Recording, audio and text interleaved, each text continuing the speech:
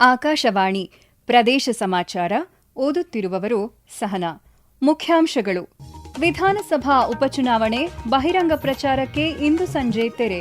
ಅಭ್ಯರ್ಥಿಗಳ ಪರ ರಾಜಕೀಯ ಮುಖಂಡರ ಬಿರುಸಿನ ಪ್ರಚಾರ. ರಾಜ್ಯದಲ್ಲಿ ಎಲ್ಪಿಜಿ ಇಂಧನ ಬಿಕ್ಕಟ್ಟು, ಕೇಂದ್ರ ಸರ್ಕಾರದ ವಿರುದ್ಧ ಮುಖ್ಯಮಂತ್ರಿ ಸಿದ್ದರಾಮಯ್ಯ ಅಸಮಾಧಾನ. ಅಕ್ರಮ ಆಸ್ತಿ ಗಳಿಕೆ ಆರೋಪ, ರಾಜ್ಯದ ಹಲವೆಡೆ ಲೋಕಾಯುಕ್ತಾಧಿಕಾರಿಗಳಿಂದ ದಾಳಿ, ದಾಖಲೆಗಳ ಪರಿಶೀಲನೆ. ಮಂಗಳೂರು ಅಂತಾರಾಷ್ಟ್ರೀಯ ವಿಮಾನ ನಿಲ್ದಾಣದಿಂದ ದುಬೈ, ಅಬುಧಾಬಿಗೆ ಇಂದಿನಿಂದ ವಿಮಾನ ಸಂಚಾರ ಆರಂಭ.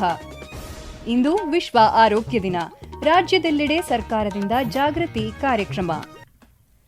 ವಿಧಾನಸಭಾ ಉಪಚುನಾವಣೆಯ ಬಹಿರಂಗ ಪ್ರಚಾರಕ್ಕೆ ಇಂದು ಸಂಜೆ ತೆರೆ ಬೀಳಲಿದೆ. ನಾಳೆ ಮನೆ ಮನೆ ಪ್ರಚಾರಕ್ಕೆ ಮಾತ್ರ ಅವಕಾಶ ನೀಡಲಾಗಿದೆ ಎಂದು ದಾವಣಗೆರೆ ಚುನಾವಣಾಧಿಕಾರಿ ಸಂತೋಷ್ ಕುಮಾರ್ ತಿಳಿಸಿದ್ದಾರೆ. ಸುದ್ದಿಗಾರರೊಂದಿಗೆ ಮಾತನಾಡಿದ ಅವರು, ಚುನಾವಣಾ ನೀತಿ ಸಂಹಿತೆ ಉಲ್ಲಂಘನೆ ಸಂಬಂಧ ದೂರುಗಳು ಬರುತ್ತಿದ್ದು, ಅಕ್ರಮ ತಡೆ ತಂಡ ಸೂಕ್ತ ಕ್ರಮ ಕೈಗೊಳ್ಳುತ್ತಿದೆ. ಮತದಾರರಲ್ಲದವರು ಮತದಾನ ಮುಗಿಯುವವರೆಗೂ ಕ್ಷೇತ್ರದಿಂದ ಹೊರ ಹೋಗಬೇಕೆಂದು ಸೂಚಿಸಿದ್ದಾರೆ. ನೀತಿ ಸಂಹಿತೆ ಜಾರಿಯಾದಾಗಿನಿಂದ ಇದುವರೆಗೂ ದಾಖಲೆ ಇಲ್ಲದೆ ಸಾಗಿಸುತ್ತಿದ್ದ 15 ಲಕ್ಷ ರೂಪಾಯಿ 233 ಲೀಟರ್ ಮದ್ಯ ವಶಪಡಿಸಿಕೊಳ್ಳಲಾಗಿದೆ ಎಂದು ಅವರು ತಿಳಿಸಿದ್ದಾರೆ. ಬಾಗಲಕೋಟೆ ವಿಧಾನಸಭಾ ಉಪಚುನಾವಣೆಗೆ ಸಕಲ ಸಿದ್ಧತೆಗಳು ಪೂರ್ಣಗೊಂಡಿವೆ ಎಂದು ಜಿಲ್ಲಾ ಚುನಾವಣಾಧಿಕಾರಿ ಹಾಗೂ ಜಿಲ್ಲಾಧಿಕಾರಿ ಸಂಗಪ್ಪ ತಿಳಿಸಿದ್ದಾರೆ. ಇದೇ 9ರಂದು ಮತದಾನ ನಡೆಯಲಿದ್ದು, ಮತದಾರರು ಶಾಂತಿಯುತವಾಗಿ ತಮ್ಮ ಹಕ್ಕನ್ನು ಚಲಾಯಿಸಲು ಎಲ್ಲ ವ್ಯವಸ್ಥೆ ಕೈಗೊಳ್ಳಲಾಗಿದೆ ಎಂದು ಹೇಳಿದ್ದಾರೆ. ಉಪಚುನಾವಣೆಗೆ ಒಟ್ಟು 322 ಮತಗಟ್ಟೆಗಳನ್ನು ಸ್ಥಾಪಿಸಲಾಗಿದ್ದು, ಪ್ರತಿಯೊಂದು ಮತಗಟ್ಟೆಗೆ ಪ್ರಿಸೈಡಿಂಗ್ ಅಧಿಕಾರಿ ಸೇರಿದಂತೆ ಸಿಬ್ಬಂದಿ ನೇಮಕ ಮಾಡಲಾಗಿದೆ. ಎಲ್ಲಾ ಮತಗಟ್ಟೆಗಳಲ್ಲಿ ವೆಬ್ಕಾಸ್ಟಿಂಗ್ ವ್ಯವಸ್ಥೆ ಮಾಡಲಾಗಿದೆ ಎಂದು ಅವರು ಮಾಹಿತಿ ನೀಡಿದ್ದಾರೆ. ಮತದಾರರು ಯಾವುದೇ ಪ್ರಭಾವಕ್ಕೆ ಒಳಗಾಗದೆ ಸ್ವತಂತ್ರವಾಗಿ ತಮ್ಮ ಮತದಾನ ಹಕ್ಕನ್ನು ಚಲಾಯಿಸುವಂತೆ ಮನವಿ ಮಾಡಿದ್ದಾರೆ. ದಾವಣಗೆರೆಯಲ್ಲಿ ಬಹಿರಂಗ ಪ್ರಚಾರಕ್ಕೆ ಅಂತಿಮ ದಿನವಾದ ಇಂದು ವಿವಿಧ ರಾಜಕೀಯ ಪಕ್ಷಗಳ ಚುನಾವಣಾ ಪ್ರಚಾರ ಬಿರುಸುಗೊಂಡಿದೆ. ಕಾಂಗ್ರೆಸ್ ಅಭ್ಯರ್ಥಿ ಸಮರ್ಥ್ ಮಲ್ಲಿಕಾರ್ಜುನ್ ಪರವಾಗಿ ಉಪಮುಖ್ಯಮಂತ್ರಿ ಡಿಕೆ ಶಿವಕುಮಾರ್, ಮಾಜಿ ಕ್ರಿಕೆಟಿಗ ಅಜರುದ್ದೀನ್ ಮತಯಾಚಿಸಿದರು. ಬಿಜೆಪಿ ಅಭ್ಯರ್ಥಿ ಶ್ರೀನಿವಾಸ ದಾಸಕರಿಯಪ್ಪ ಅವರ ಪರವಾಗಿ ಮಾಜಿ ಕೇಂದ್ರ ಸಚಿವ ಡಾ ಜಿಎಂ ಸಿದ್ದೇಶ್ವರ್, ಶಾಸಕ ಬಿಪಿ ಹರೀಶ್ ಸೇರಿದಂತೆ ಹಲವು ನಾಯಕರು ಮತಪ್ರಚಾರ ನಡೆಸಿದರು. ಇನ್ನೊಂದೆಡೆ ಬಾಗಲಕೋಟೆಯಲ್ಲಿಯೂ ಚುನಾವಣಾ ಪ್ರಚಾರ ಗರಿಗೆದರಿದೆ. ಕಾಂಗ್ರೆಸ್ ಅಭ್ಯರ್ಥಿ ಉಮೇಶ್ ಮೇಟಿ ಪರ ಮುಖ್ಯಮಂತ್ರಿ ಸಿದ್ದರಾಮಯ್ಯ ಮತಯಾಚಿಸಿದರು. ಉಪಚುನಾವಣೆ ಅಂಗವಾಗಿ ಆಯೋಜಿಸಲಾಗಿದ್ದ ಪಂಚಮಸಾಲಿ ಲಿಂಗಾಯತ ಮುಖಂಡರುಗಳ ಸಭೆಯನ್ನುದ್ದೇಶಿಸಿ ಮಾತನಾಡಿದ ಅವರು, ಉಮೇಶ್ ಮೇಟಿ ಅವರನ್ನು ಗೆಲ್ಲಿಸುವಂತೆ ಮನವಿ ಮಾಡಿದರು. ಕಾರ್ಯಕ್ರಮದಲ್ಲಿ ಸಚಿವ ಶಿವಾನಂದ ಪಾಟೀಲ್, ಶಾಸಕರಾದ ವಿಜಯಾನಂದ ಕಾಶಪ್ಪನವರ್, ಬಿಆರ್ ಪಾಟೀಲ್ ಸೇರಿದಂತೆ ಹಲವು ನಾಯಕರು ಪಾಲ್ಗೊಂಡಿದ್ದರು. ಬಿಜೆಪಿ ಅಭ್ಯರ್ಥಿ ವೀರಣ್ಣ ಚರಂತಿಮಠ ಪರ ಸಂಸದ ಗೋವಿಂದ ಕಾರಜೋಳ, ಮಾಜಿ ಸಚಿವರಾದ ಮುರುಗೇಶ್ ನಿರಾಣಿ, ಶ್ರೀರಾಮುಲು ಮತಯಾಚಿಸಿದರು. ರಾಜ್ಯದಲ್ಲಿ ಎಲ್ಪಿಜಿ ಮತ್ತು ಇಂಧನ ಬಿಕ್ಕಟ್ಟು ಆಟೋ ಚಾಲಕರು, ಗಿಗ್ ಕಾರ್ಮಿಕರು ಹಾಗೂ ಲಕ್ಷಾಂತರ ಮಂದಿಯ ಜೀವನೋಪಾಯದ ಮೇಲೆ ಪರಿಣಾಮ ಬೀರಿದೆ ಎಂದು ಮುಖ್ಯಮಂತ್ರಿ ಸಿದ್ದರಾಮಯ್ಯ ಹಾಗೂ ಉಪಮುಖ್ಯಮಂತ್ರಿ ಡಿಕೆ ಶಿವಕುಮಾರ್ ಆರೋಪಿಸಿದ್ದಾರೆ. ಬೆಂಗಳೂರಿನಲ್ಲಿಂದು ಜಂಟಿ ಹೇಳಿಕೆಯಲ್ಲಿ ತಿಳಿಸಿರುವ ಅವರು, ಕೇಂದ್ರ ಸರ್ಕಾರದ ಎಲ್ಪಿಜಿ ಮತ್ತು ಇಂಧನ ವ್ಯವಸ್ಥೆಯ ಅಸಮರ್ಥ ನಿರ್ವಹಣೆಯು ರಾಜ್ಯದ ಜನರ ಜೀವನೋಪಾಯವನ್ನು ನಾಶಪಡಿಸಿದೆ. ಇಂಧನ, ಆಟೋ, ಎಲ್ಪಿಜಿಗಾಗಿ ನಿಂತಿರುವ ಸರತಿ ಸಾಲು ಕೇಂದ್ರ ಸರ್ಕಾರದ ವೈಫಲ್ಯದ ಸಂಕೇತವಾಗಿದೆ ಎಂದು ದೂರಿದ್ದಾರೆ. ಇಂಧನಾನಿಲದ ದೈನಂದಿನ ಪೂರೈಕೆಯು 12,000ದಿಂದ 6,000 ಲೀಟರ್ಗೆ ಕುಸಿದಿದೆ ಎಂದು ಕೇಂದ್ರ ಸರ್ಕಾರದ ವಿರುದ್ಧ ಅಸಮಾಧಾನ ವ್ಯಕ್ತಪಡಿಸಿದ್ದಾರೆ. ಪ್ರದೇಶ ಸಮಾಚಾರ ಕೇಳುತ್ತಿದ್ದೀರಿ. ನಮ್ಮ ಎಲ್ಲಾ ರಾಷ್ಟ್ರೀಯ ವಾರ್ತೆಗಳು ಹಾಗೂ ಪ್ರದೇಶ ಸಮಾಚಾರ ಈಗ ಆಕಾಶವಾಣಿ ನ್ಯೂಸ್ ಕನ್ನಡ ಯೂಟ್ಯೂಬ್ ಚಾನೆಲ್ನಲ್ಲಿ ಲಭ್ಯ. ನಮ್ಮ ಎಕ್ಸ್ ಖಾತೆ ಮತ್ತು ಇನ್ಸ್ಟಾಗ್ರಾಂ ಖಾತೆ ಆಕಾಶವಾಣಿ ನ್ಯೂಸ್ ಕನ್ನಡ. ಹೆಚ್ಚಿನ ಮಾಹಿತಿಗಾಗಿ ನಮ್ಮ ಫೇಸ್ಬುಕ್ ಖಾತೆ ಆಕಾಶವಾಣಿ ವಾರ್ತೆ ಕನ್ನಡವನ್ನು ಅನುಸರಿಸಿ. ಮಾಹಿತಿಯ ಹೂರಣ ವಾರದ ಕಾರ್ಯಕ್ರಮ ಪ್ರಚಲಿತ ವಿದ್ಯಮಾನ ಪ್ರತಿ ಬುಧವಾರ 9:15ಕ್ಕೆ.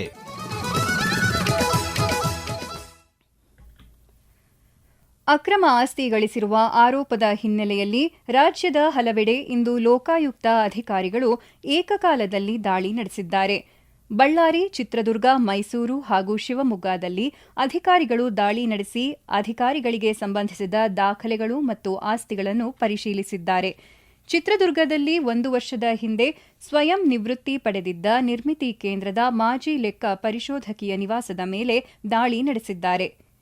ಬಳ್ಳಾರಿಯಲ್ಲಿ ಮೀನುಗಾರಿಕೆ ಇಲಾಖೆಯ ಸಹಾಯಕ ನಿರ್ದೇಶಕರ ನಿವಾಸ ಮತ್ತು ಕಚೇರಿಯಲ್ಲಿ ಲೋಕಾಯುಕ್ತ ಇಲಾಖೆಯ ಅಧಿಕಾರಿಗಳು ಪರಿಶೀಲನೆ ನಡೆಸಿದ್ದಾರೆ.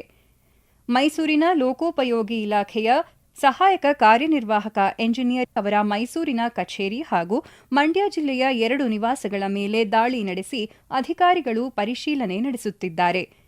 ಶಿವಮೊಗ್ಗದ ಹಿಂದುಳಿದ ವರ್ಗಗಳ ಕಲ್ಯಾಣ ಇಲಾಖೆಯ ಅಧಿಕಾರಿಯ ಶಿವಮೊಗ್ಗ, ಶಿಕಾರಿಪುರ ಮತ್ತು ಸಾಗರದಲ್ಲಿರುವ ನಿವಾಸಗಳ ಮೇಲೆ ದಾಳಿ ನಡೆದಿದೆ.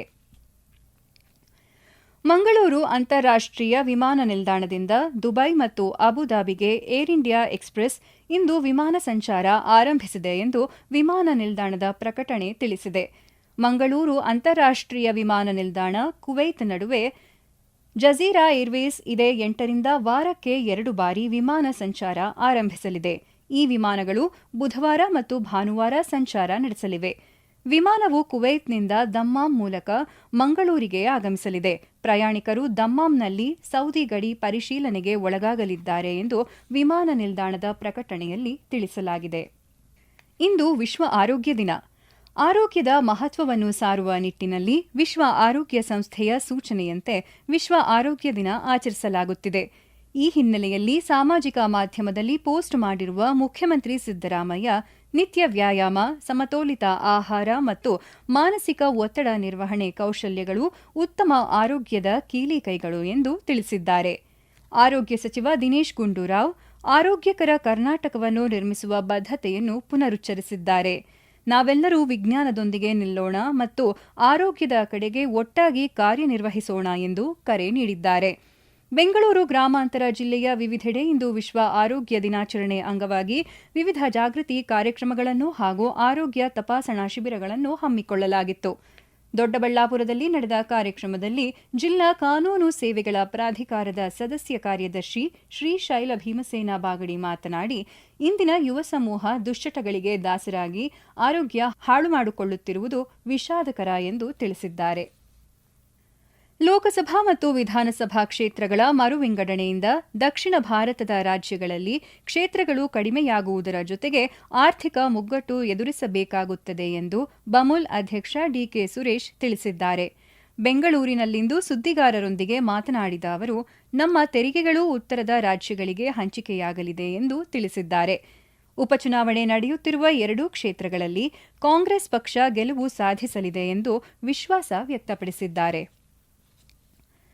ಇನ್ನು ಸಂಕ್ಷಿಪ್ತ ಸುದ್ದಿಗಳು. ಬೆಂಗಳೂರು ಗ್ರಾಮಾಂತರ ಜಿಲ್ಲೆಯಲ್ಲಿ ಇದೇ 23ರಿಂದ ಜಾನುವಾರುಗಳಿಗೆ ಉಚಿತ ಕಾಲುಬಾಯಿ ಲಸಿಕೆ ಹಾಕುವ ಅಭಿಯಾನ ಹಮ್ಮಿಕೊಳ್ಳಲಾಗಿದ್ದು, ರೈತರು ತಪ್ಪದೇ ತಮ್ಮ ಜಾನುವಾರುಗಳಿಗೆ ಉಚಿತ ಕಾಲುಬಾಯಿ ಲಸಿಕೆ ಹಾಕಿಸಿ ಎಂದು ಅಪರ ಜಿಲ್ಲಾಧಿಕಾರಿ ಸೈದಾ ಆಯೇಷಾ ತಿಳಿಸಿದ್ದಾರೆ. ಸಾಂಸ್ಕೃತಿಕ ನಾಯಕ ಬಸವಣ್ಣನವರ ಜಯಂತಿಯನ್ನು ಇದೇ 20ರಂದು ವಿಜೃಂಭಣೆಯಿಂದ ಮತ್ತು ಅರ್ಥಪೂರ್ಣವಾಗಿ ಆಚರಿಸಲಾಗುವುದು ಎಂದು ವಿಜಯನಗರ ಜಿಲ್ಲಾಧಿಕಾರಿ ಕವಿತಾ ಎಸ್ ಮನ್ನಿಕೇರಿ ತಿಳಿಸಿದ್ದಾರೆ. ಜಿಲ್ಲೆಯನ್ನು ಅಭಿವೃದ್ಧಿ ಮಾಡುವುದು ಆಯಾ ಶಾಸಕರ ಕರ್ತವ್ಯವಾಗಿದೆ ಎಂದು ಮಂಡ್ಯ ಶಾಸಕ ರವಿಕುಮಾರ್ ಗಣಿಗ ತಿಳಿಸಿದ್ದಾರೆ.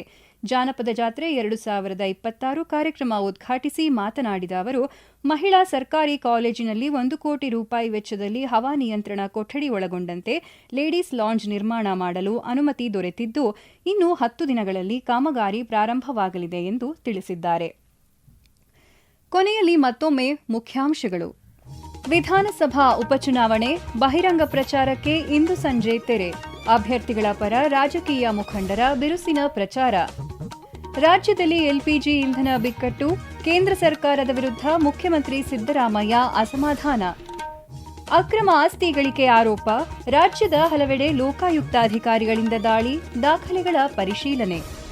ಮಂಗಳೂರು ಅಂತಾರಾಷ್ಟ್ರೀಯ ವಿಮಾನ ನಿಲ್ದಾಣದಿಂದ ದುಬೈ, ಅಬುಧಾಬಿಗೆ ಇಂದಿನಿಂದ ವಿಮಾನ ಸಂಚಾರ ಆರಂಭ. ಇಂದು ವಿಶ್ವ ಆರೋಗ್ಯ ದಿನ.